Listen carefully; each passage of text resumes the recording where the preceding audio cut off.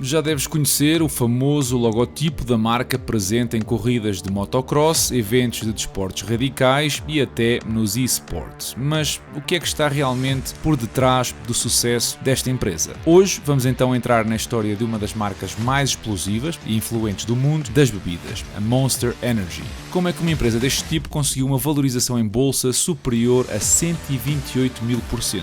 Será que ainda tem espaço para crescer ou já acabou a energia? Bom, hoje vamos descobrir. Fica desse lado e vamos a isso.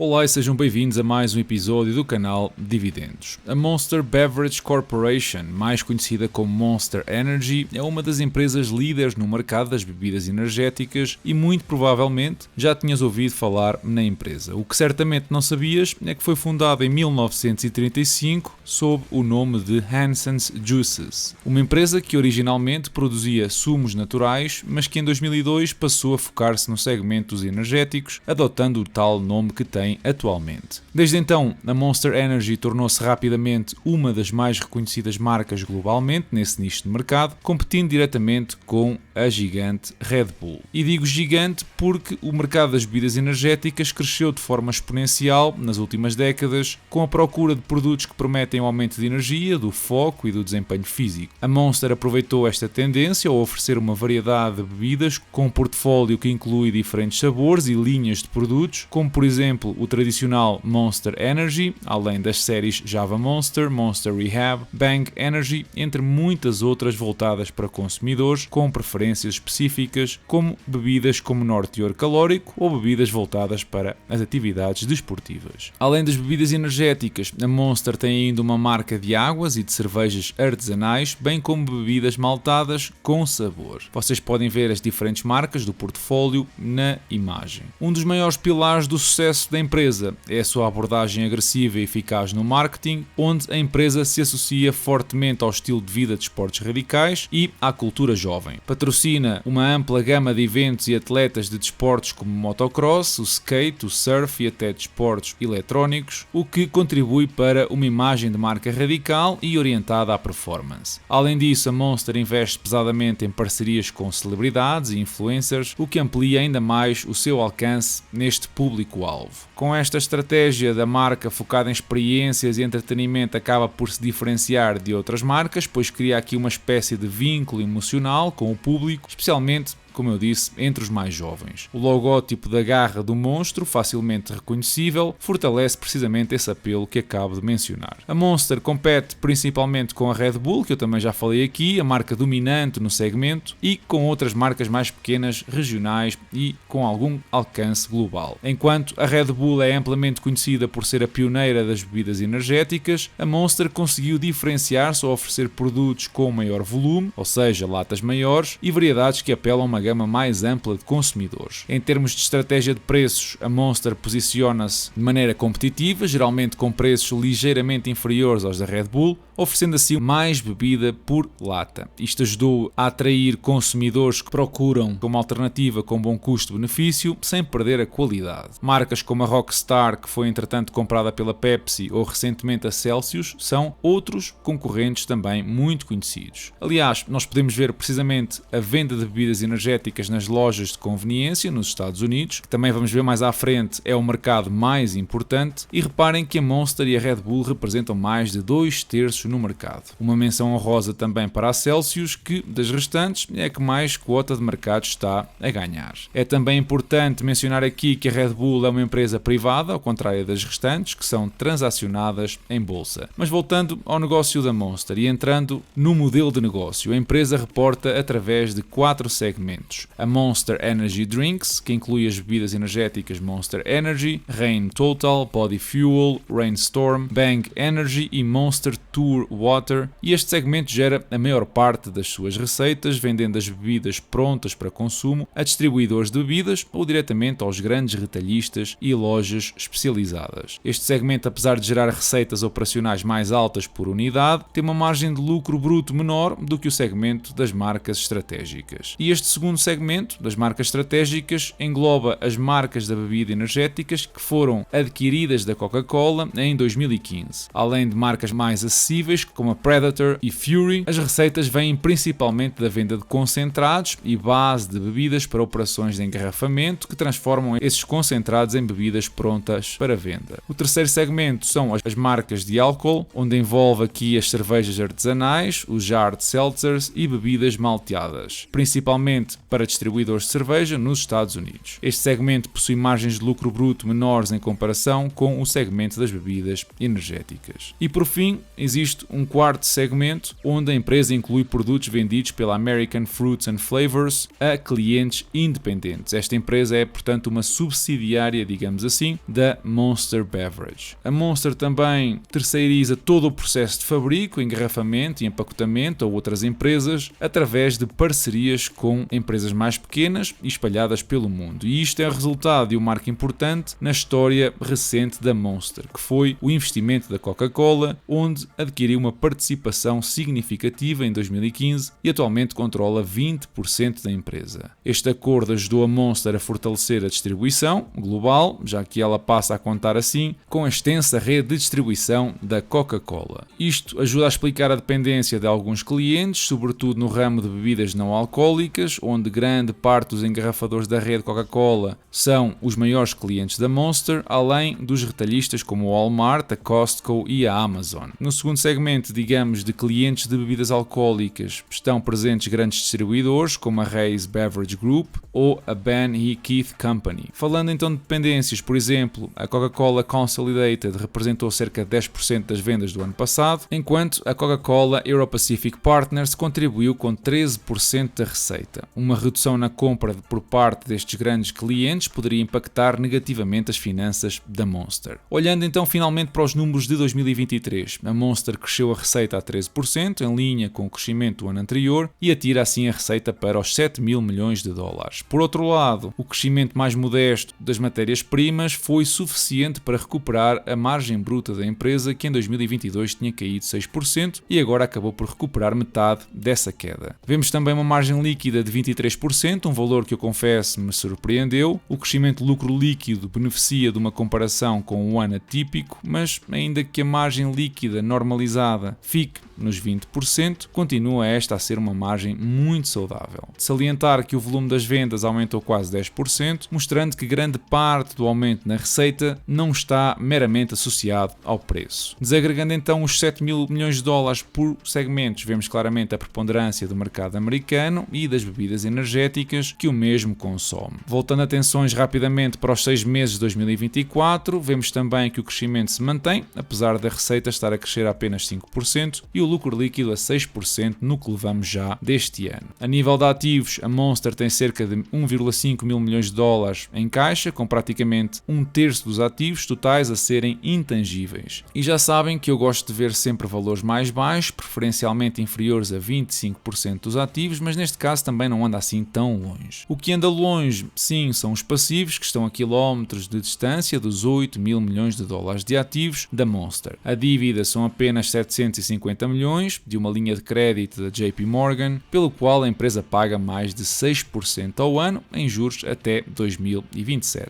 Portanto, a posição financeira da Monster é incrivelmente segura e a liquidez não parece ser um problema atualmente. No que respeita aos fluxos de caixa, a empresa mostrou um capex de 220 milhões no ano passado, um valor quase insignificante quando comparado com os fluxos de caixa operativos. É bom notar também que o enorme salto nesta entrada está relacionado em grande parte com a normalização paralisação do inventário, mas, feitas as contas, os fluxos de caixa livres superam os $1.000 milhões sem grandes dificuldades. A Monster depois usa a maioria desse capital para recomprar ações, mas também para comprar outras empresas ou marcas como a Bang ou a Canarchy em 2023. Em 2024, a questão dos inventários continua a fazer diferença, com a Monster a escoar a produção. E os fluxos de caixa operativos continuam a ficar mais de 5 vezes acima do CAPEX, dando assim muita liberdade à empresa. O que não é tão bonito aqui é a empresa gastar $3.000 milhões em recompra das próprias ações, dinheiro esse que veio da conta à ordem, mas também dos $750 milhões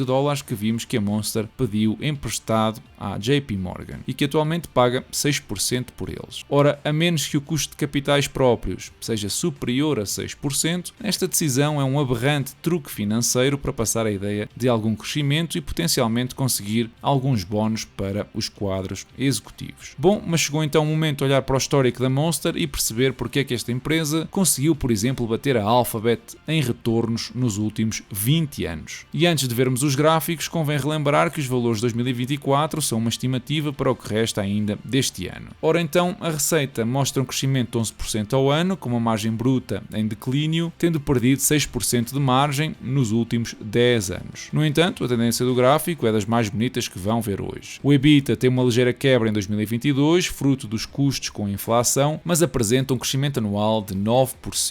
Também aqui a margem sofreu, mas menos, perdendo apenas 4% ao longo do tempo. Já o lucro líquido mostra um crescimento de 12%, bastante saudável, e uma margem que a partir de 2020 começou a cair e se fixou nos 23%. Também ele, digamos, um valor incrível para uma empresa neste setor. A Monster tem recomprado as suas ações a uma velocidade de 1% do float ao ano e esse é todo o retorno que os acionistas podem esperar porque a empresa não paga dividendos. A nível de performance, vemos um recuperar de métricas como o retorno sobre o capital investido, o famoso ROIC, ou o retorno sobre ativos, o ROA, para valores de excelência. A Monster nunca teve dívida durante a última década, só este ano decidiu recorrer aos infames 750 milhões para recomprar as ações, mas ainda assim a alavancagem da empresa é inexistente, já que o dinheiro em caixa serve perfeitamente para fechar esse buraco a qualquer altura. Por fim, os fluxos de caixa mostram um crescimento anual de 12% ao ano, o que ajudado pelas recompras chega aos 13%.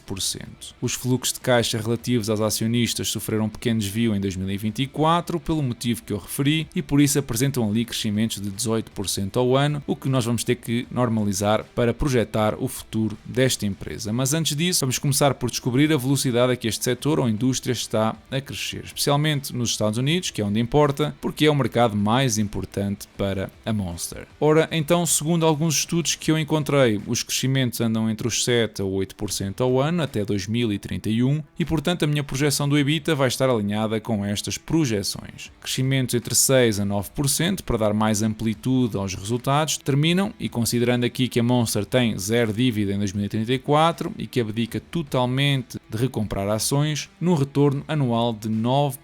Se a empresa continuar a recomprar ações ao mesmo ritmo, então podíamos esperar um retorno superior, inclusivamente a 10%. Ainda relacionado com esta projeção, o múltiplo de saída é das variáveis mais sensíveis e se quiserem jogar pelo seguro, dando aqui um múltiplo mais próximo das 15 vezes, algo, digamos, como as 18 vezes, que ficaria mais próximo da média da indústria, a valorização anual para o mesmo crescimento do EBITDA passa a 6%, o que é bem abaixo da média do S&P 500. Esta queda do múltiplo seria então uma justificação do facto da empresa nessa altura estar a crescer apenas a 6% ao ano. Olhando para os fluxos de caixa livres, eu vou normalizar a componente associada aos acionistas para $1,79 por ação e partir daí até 2034. E porquê $1,79? Porque é apenas um valor médio entre os fluxos de caixa livres por ação, de $1,43, e os fluxos de caixa livres relativos ao património acionista, que vão ficar, digamos, nos $2,15 em 2024. E eu vou assumir aqui que estes fluxos de caixa livres vão conseguir crescer mais rapidamente que o EBITDA, o que significa uma ligeira expansão da margem. Ora, com crescimentos entre 9% a 13%, o valor intrínseco de uma ação estaria dentro do intervalo de $46 a $65. Pessoalmente, acho acho que é difícil continuar a crescer a ritmos superiores a 10% ao ano, pelo que valores próximos dos $46 podem ser, e isto é a minha opinião, boas oportunidades para adicionar a empresa ao meu portfólio. Finalizando então aqui a análise, olhando para o múltiplo preço-benefício, reparem como a Monster apresenta um múltiplo elevado de 32 vezes os lucros deste ano e 27 vezes os lucros do próximo ano. Estes são múltiplos muito acima da média das outras empresas na mesma indústria, e mesmo olhando para as empresas mais conhecidas, se a Monster voltasse aos $46, estaríamos a falar de um múltiplo de 24 vezes, já mais alinhado com a concorrência. Portanto, e em jeito de resumo, a Monster é uma empresa com excelentes fundamentais, bom crescimento e com um duopólio de mercado partilhado com a Red Bull. A empresa soube-se colocar como uma potência no setor das bebidas energéticas, graças à sua estratégia de marketing agressiva, uma marca poderosa e uma ampla variedade de produtos que apelam a diversos nichos de mercado. No entanto, à medida que o mercado evolui e os consumidores se tornam mais conscientes da saúde e da sustentabilidade, a empresa vai também ter de continuar a inovar para responder às novas tendências. Também é verdade que a marca Celsius começa a ganhar força como terceira opção, mas por enquanto ainda estamos a falar de uns residuais 4%. De qualquer forma, eu gostaria de conhecer a tua opinião sobre a empresa, assim que passa pela caixa de comentários e partilha o teu bitite. Os mercados mundiais continuaram a sua ascensão com semanas positivas, salvo raras exceções. Uma dessas exceções foi o nosso PSI, que juntamente com o Japão e Hong Kong mostraram perdas superiores a 1%.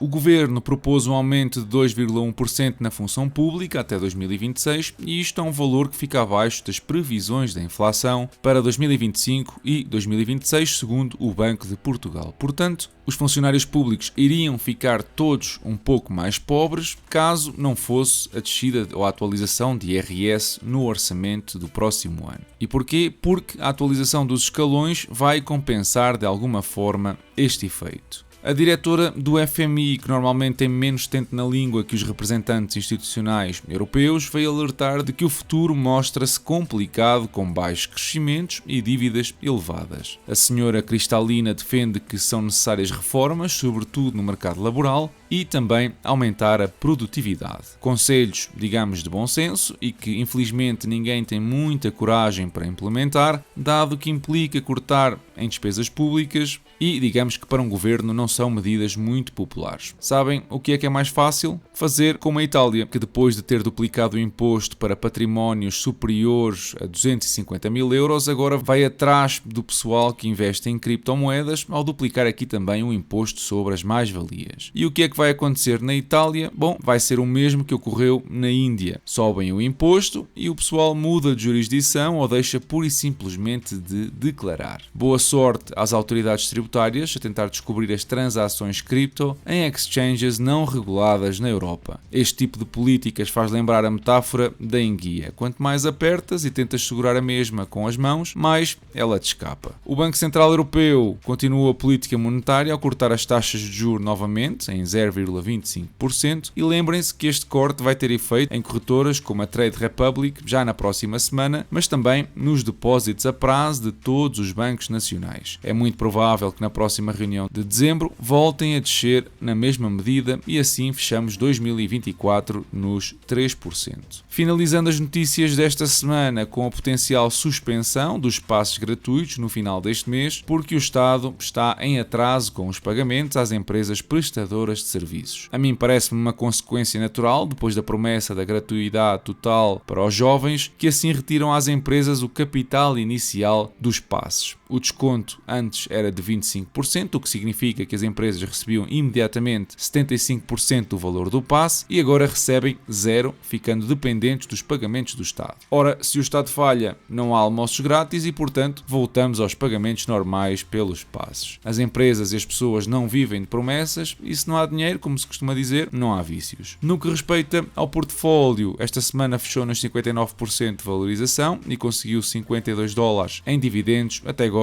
no mês de outubro. E por hoje ficamos por aqui. Apoia o canal deixando um like, passa pelo Patreon, onde encontras mais de 60 análises como esta e segue-me no Instagram, onde eu vou subindo mais conteúdo durante a semana. Da minha parte, eu desejo-vos uma excelente semana e bons investimentos.